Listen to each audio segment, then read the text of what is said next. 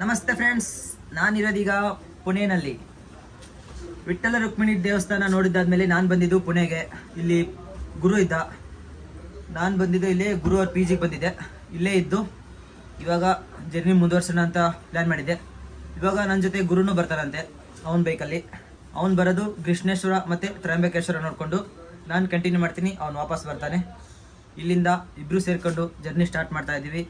ಇವತ್ತು night time 10 ಗಂಟೆ ಆಗಿದೆ.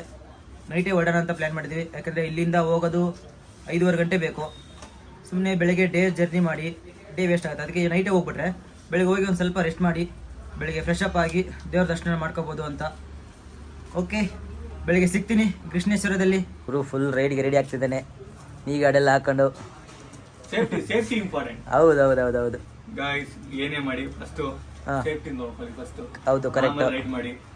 ಕರೆಕ್ಟ್, ಇದು ಇಂಪಾರ್ಟೆಂಟ್. ಹೆಲ್ಮೆಟು, ಜಾಕೆಟು, ನೀ ಗಾರ್ಡ್ಸು, ಶೂಸು ಕಂಪಲ್ಸರಿ. ಇವೆಲ್ಲ ಕರೆಕ್ಟಾಗಿ ಇಟ್ಕೊಂಡು ರೈಡ್ ಮಾಡಿ. ಸುಮ್ಮನೆ ಹೆಂಗೆ ಬೇಕು ಹಂಗೆ ರೈಡ್ ಮಾಡೋಕೆ ಹೋಗ್ಬೇಡ್ರಿ. ಇಲ್ಲ ಬ್ರೋ, ನಿನ್ನ ಬ್ಯಾಗು ನೋಡಿ, ನನ್ನ ಬ್ಯಾಗ್ ರೆಡಿ ಆಗಿದೆ. ಇಷ್ಟೇ ನನ್ನ ಲಗೇಜು. ಜಾಕೆಟ್ ಇಲ್ಲಿ ಇಟ್ಟವನೆ. ಜಾಕೆಟ್ ತೆಗ್ಲಾಕಿದ್ದೀನಿ. ಹೈಡ್ರೇಷನ್ ಪ್ಯಾಕು ಹೊಸ ತರಿಸ್ಕೊಂಡವನೆ ಇವತ್ತು. ಹೊಸ ಗ್ಲೌಸ್ ಬೇರೆ ತಗೊಂಡವನೆ. ಎಲ್ಲ ರೆಡಿ ಮಾಡಿ ಇದು ಇಟ್ಕೊಂಡಿದ್ದೀನಿ. ನಮ್ಮದು ಬಾಕ್ಸ್ ರೆಡಿ ಆಗಿದೆ, ನಮ್ಮದು ಬ್ಯಾಗ್ ರೆಡಿ ಆಗಿದೆ. ಏನಿಲ್ಲ, ಇವನಿಗೆ ಕಾಯ್ತಿರೋದು. ಈಗ ರೆಡಿ ಆಗ್ತಿರೋದು. ರೆಡಿ ಆಗಿದ ತಕ್ಷಣ ಹೊರಡ್ತಾ ಇರೋದೆ. ಓಕೆ, ಎಲ್ಲ ಬ್ಯಾಗ್ ಎಲ್ಲ ತೊಗೊಂಡು ಕೆಳಗೆ ಹೋಗಿ ಬೈಕ್ನ ಸ್ವಲ್ಪ ಕೋಲ್ಡ್ ಸ್ಟಾರ್ಟ್ ಮಾಡಬೇಕು. ಬನ್ನಿ ಹೋಗೋಣ. ಸೊ ರೂಮಲ್ಲಿ ಬ್ಯಾಗೆಲ್ಲ ಪ್ಯಾಕ್ ಮಾಡ್ಕೊಂಡಿದ್ದಾಯಿತು. ಮೇಲಿಂದ ಕೆಳಗೆ ಬಂದ್ವಿ. ಇವಾಗ ಬೈಕಿಗೆಲ್ಲ ಪ್ಯಾಕ್ ಆಗಿದೆ. ಇವರು ಗುರು ಫ್ರೆಂಡ್ಸು ನಮಗೆ ಸೆಂಡಪ್ ಮಾಡೋಕ್ಕೆ ಬಂದಿದ್ದಾರೆ ಕೆಳಗಡೆ. ಬಾಯ್. ಇವನ್ನೆಲ್ಲ ಗುರು ಬ್ರೋ. ಸಾಕು ಬಾ ಬ್ರೋ, ಎಷ್ಟೊತ್ತು ನೀರು ತುಂಬ್ಕೋತೀಯಾ? ಬಾ ಬೇಗ. ಅವ್ನು ಇನ್ನೂ ನೀರು ತುಂಬ್ಕೊಳ್ಳೋದೇ ಮುಗ್ದಿಲ್ಲ. ಅದಾದ್ಮೇಲೆ ಇನ್ನೂ ನಂದೊಂದು ತುಂಬ್ಕೋಬೇಕು. ತುಂಬ್ಕೊಂಡು ಹೊಡ್ತೀವಿ. ಬಾಯ್. ಫ್ರೆಂಡ್ಸ್, ಆಂಧ್ರವೇ ಇಲ್ಲಿ ಒಂದು ಟೀ ಅಂಗಡಿಲಿ ಟೀ ಕೊಡಿ ಅಂತ ನಿಂತ್ಕೊಂಡ್ವಿ. ಎಲ್ಲ ಟೈಮ್ ಇರ್ತಾಯಿತ್ತು 3:45 ಸಮಯ. ಟೈಮ್ 3:45. ನಮ್ದೇವನಿಗೆ ಮಾತಾಡ್ಸಿರಿ ಫುಲ್ಲು ನಿದ್ದಲ್ಲ ಅವನೇ.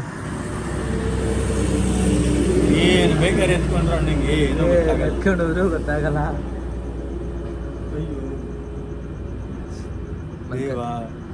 ಶಿವ ಹೋದ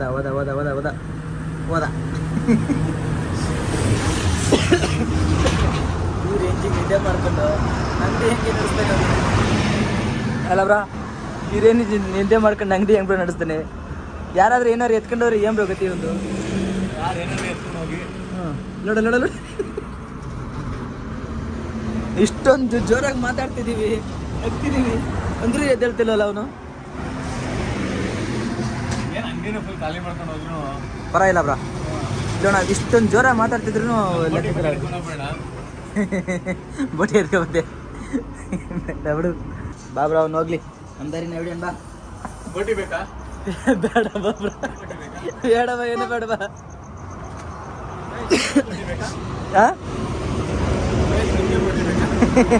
ಯಾರಿಗಾದ್ರೂ ಬೇಕಾ ಬೋಟಿ ಬೇಕಾ? ನಮ್ದೇ ಅಂಗಡಿ. ಯಾರು ಬೇಕಾದ್ರೆ ಬನ್ನಿ, ಏನು ಬೇಕಾದ್ರೆ ತಡ್ರಿ, ದುಡ್ಡು ಇಟ್ಟೋಡ್ರಿ, ಹಂಗೆ ಹೋಗ್ಬೇಡ್ರಿ ಅಪ್ಪ.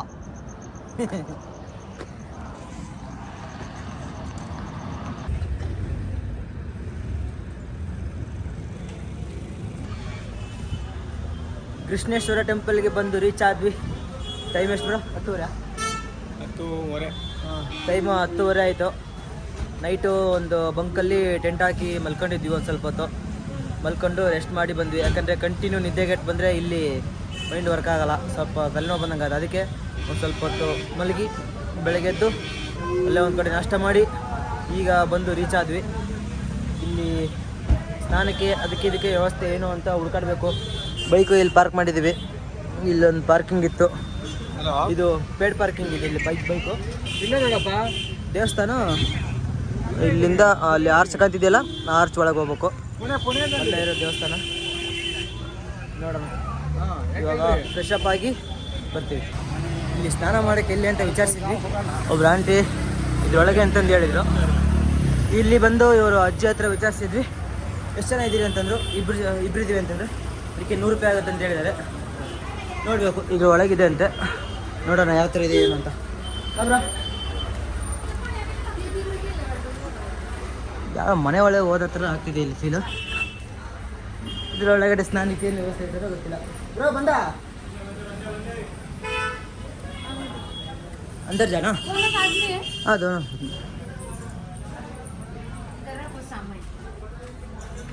इधर रखना बैग आज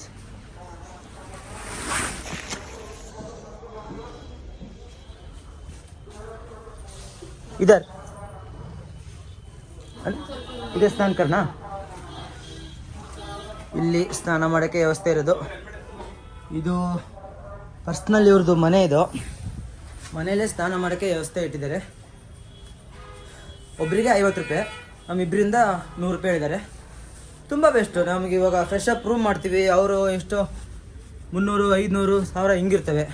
ಅದಕ್ಕಿಂತ ಇದೇ ಬೆಸ್ಟು, ಆರಾಮಾಗಿ ಅಲ್ಲ ಬ್ರಾ?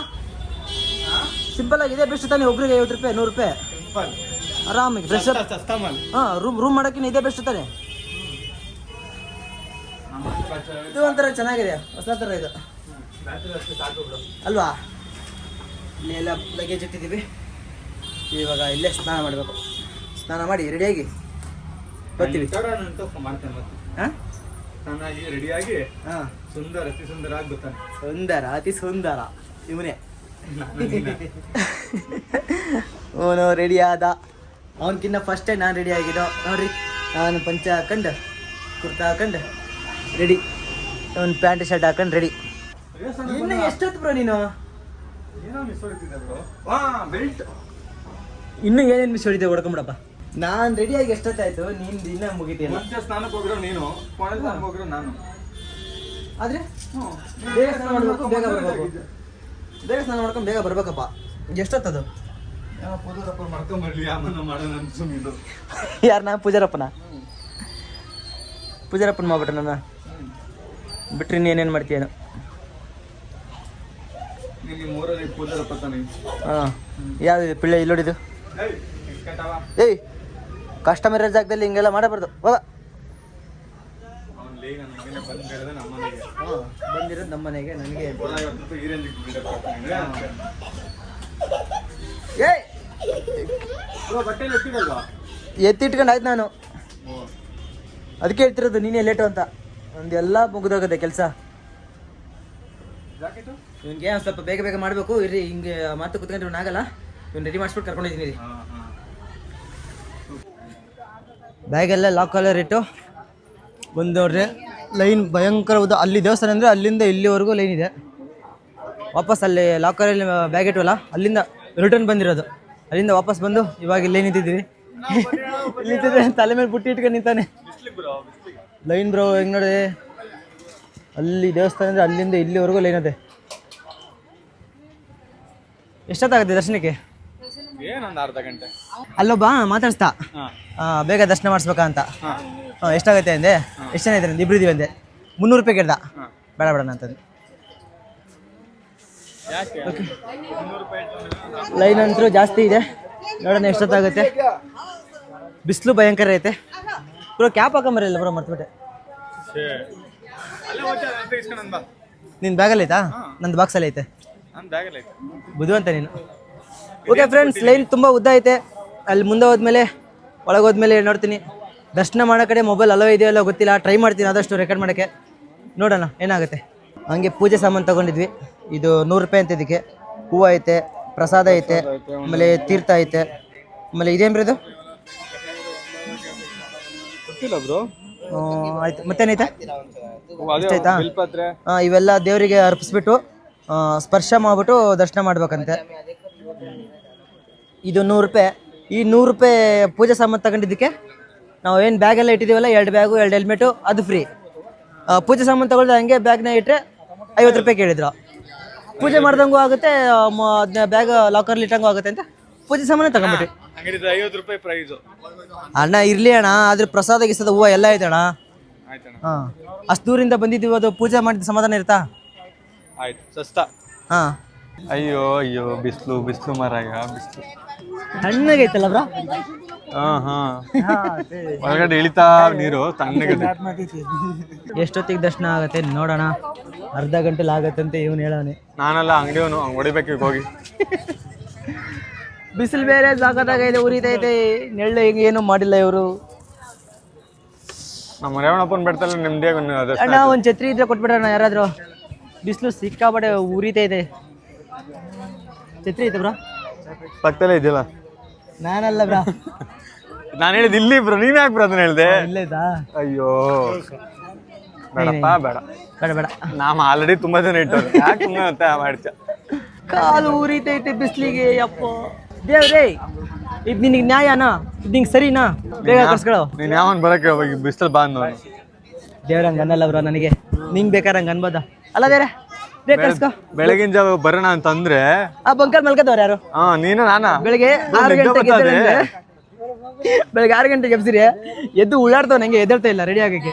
ಅಲ್ಲ ಬಂದು ಮಾತಾಡ್ತಾನೆ. 2 ಅವರ್ ಬಂದ್ ಇಲ್ಲಿ ಬಂದಿದ್ರೆ ದರ್ಶನ ಮಾಡಿ ಮಲ್ಕೋಬೋದಿತ್ತಾ? ಅದು ಬಂಕಲ್ ಮಲ್ಕೊಂಡು ಹೋಗಿ ಟೆಂಟ್ ಹಾಕೊಂಡು.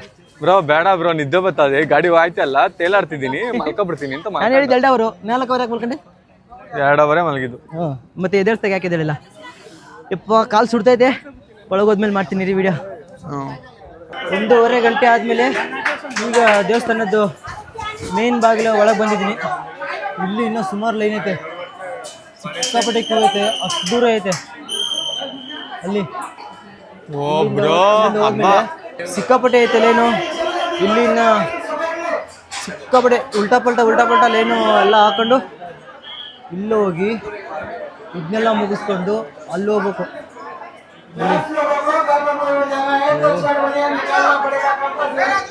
ಇನ್ನೂ ಸಿಕ್ಕಾಪಟ್ಟೆ ಲೇಟ್ ಆಗತ್ತೆ. ಇನ್ನೂ ತುಂಬ ಲೇಟ್ ಆಗತ್ತೆ. ಹಬ್ಬನೇ. ಜನ ಸಾಗರ. ಬೆಳಗ್ಗೆನೆ ಬಂದಿದ್ರೆ ಒಂದು 9 ಗಂಟೆಗೆ ಕ್ಲೋಸ್ ಮಾಡ್ಕೊಂಡು ಹೋಗಿ ಆಗೋಗಿರೋದು ಮಾತಾಡೋದು ಬಿಡು. ಮುಂದೆ ಆಗೋದು ನೋಡು ಅಷ್ಟೇ. ಆಯ್ತಣ್ಣ, ಸಂಜೆ 5 ಗಂಟೆಗೆ ಹೋಗೋಣ. ಏನೋ ಚಿಕ್ಕ ಹುಡುಗ ಸಿಕ್ಕಿದ್ದೀನಿ ಅಂತ ಹಿಡ್ಕೊಂಡು ರುಬ್ತಿಯಲ್ಲ. ಸಂಜೆ 5 ಗಂಟೆಗೆ ಹೋಗೋಣ ಆಚೆಗೆ. ಆಯ್ತಾ, ಆರಾಮಾಗಿ ಹೋಗೋಣ. ಅರ್ಜೆಂಟ್ ಏನೈತೆ? ಈ ದೇವಸ್ಥಾನದಲ್ಲಿ ಗರ್ಭಗುಡಿ ಒಳಗೆ ಹೋಗಿ ದೇವರ ದರ್ಶನ ಮಾಡೋಕ್ಕೆ ಗಂಡು ಮಕ್ಕಳು ಶರ್ಟು ಮತ್ತು ಬನಿಯನ್ನ ಬಿಚ್ಚಬೇಕಂತೆ. ಅದಕ್ಕೆ ಇವನು ಈಗ ಬಿಚ್ಚುತ್ತಿದ್ದಾನೆ. ನಾನು ಬಿಚ್ಚಬೇಕು, ಇದು ಹಿಡ್ಕೋಬೇಕಲ್ಲ, ಅದಕ್ಕೆ ಅವ್ನು ಬಿಚ್ಚಿದಂತೆ ಕಾಯ್ತಾ ಇದ್ದೀನಿ.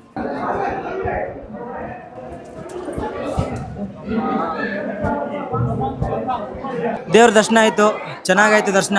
ದೇವರಿಗೆ ಸ್ಪರ್ಶ ಮಾಡಿ ದರ್ಶನ ಮಾಡ್ಕೊಂಡು ಬರ್ಬೋದು. ಇದೇ ಗರ್ಭಗುಡಿ. ಆ ಕಡೆಯಿಂದ ಒಳಗೆ ಹೋಗಿ ದರ್ಶನ ಮಾಡ್ಕೊಂಡು ಹೊರಗೆ ಬಂದ್ವಿ.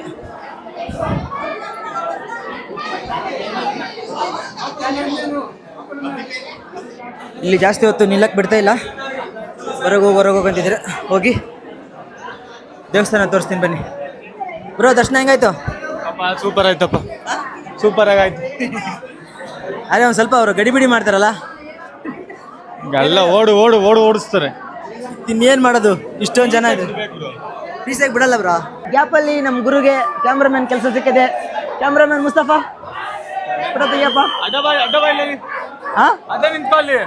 ಯಾರು ಬರಕ್ಕೆ ಹೋಗ್ರ? ನಮ್ಮ ಗುರು ಫೋಟೋ ತೆಗಿತಾವನಲ್ಲಿ.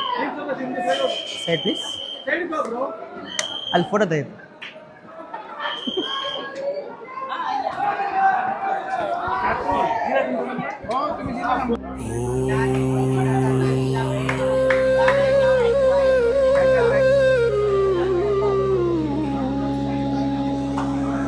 ಈ ದೇವಸ್ಥಾನದ ಪುರಾಣ ಕಥೆ ಏನು ಹೇಳುತ್ತೆ ಅಂದರೆ, ಸುಧರ್ಮ ಅಂತ ಒಬ್ಬ ಬ್ರಾಹ್ಮಣ ಇರ್ತಾರೆ. ಅವರ ಹೆಂಡತಿ ಹೆಸರು ಸುದೇಹಿ.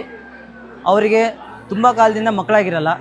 ಅದಕ್ಕೆ ಸುದೇಹಿ ಏನು ಮಾಡ್ತಾರೆ, ಅವ್ರ ತಂಗಿಯಾದ ಗುಷ್ಮಾನ ಬ್ರಾಹ್ಮಣರಿಗೆ ಅವರ ಗಂಡನಿಗೆ ಮದುವೆ ಆಗೋಕ್ಕೆ ಹೇಳ್ತಾರೆ. ಹೆಂಡತಿ ಇಚ್ಛೆಯಂತೆ ಹೆಂಡತಿಯ ತಂಗಿನ ಸುಧರ್ಮ ಬ್ರಾಹ್ಮಣರು ಮದುವೆ ಆಗ್ತಾರೆ. ಆವಾಗ ಸುದೇಹಿ ಏನಿರ್ತಾರೆ ಅವರೇ ಅವರ ತಂಗಿ ಗುಷ್ಮಾರಿಗೆ ಹೇಳ್ತಾರೆ, ನೀವು ದಿನನಿತ್ಯ 101 ಶಿವಲಿಂಗ ಮಾಡಿ ಅದನ್ನ ಕಲ್ಯಾಣಿಗೆ ವಿಸರ್ಜನೆ ಮಾಡೋಕ್ಕೆ. ಅದೇ ಥರ ತಂಗಿ ಗುಷ್ಮ 101 ಶಿವಲಿಂಗನ ಮಾಡಿ ಅದನ್ನು ಪೂಜೆ ಮಾಡಿ ಕಲ್ಯಾಣಿಗೆ ವಿಸರ್ಜನೆ ಮಾಡ್ತಾರೆ. ಆವಾಗ ಅವರಿಗೆ ಒಂದು ಗಂಡು ಮಗು ಆಗುತ್ತೆ. ಗಂಡು ಮಗು ಆದಾಗ ಕ್ರಮೇಣ ಏನಾಗುತ್ತೆ, ಸುದೇಹಿ ಅವರಿಗೆ ಅಸೂಯೆ ಹುಟ್ಟುತ್ತೆ.